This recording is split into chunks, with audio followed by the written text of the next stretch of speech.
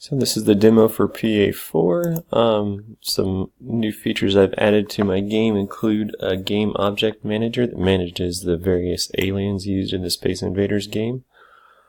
So this is an object manager. It's got a create method, a destroy method, get instance, it's a singleton pattern, and it's used for attaching various game objects to the game. I've also included an alien factory that's used for making the different aliens given a game object type, and then a float for the X value and a float for the Y value.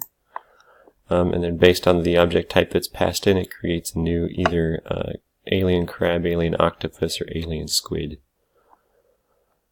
So as you can see, that alien factory has caused my code to be cleaned up significantly in the game.cs file. I've also used the composite pattern for creating some various composite and leaf classes, so the aliens will be used from those. So those game objects will be derived from the component.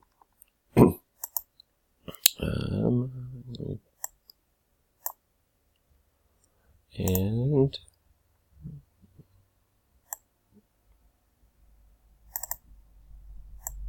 let me pull open some of the various things here.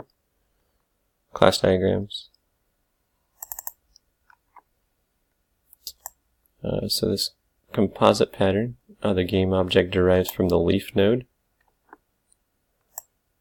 and then all the aliens derive from that game object.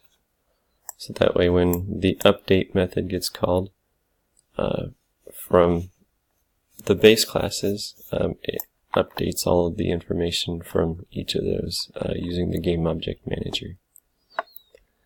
Let me launch the demo here. And you can see here that I've got various animation sprites that are happening here to make the aliens appear as though they're moving, swapping out a couple of images for each alien type, and that they're being updated together via the alien grid and the composite pattern. So they're moving across the screen here.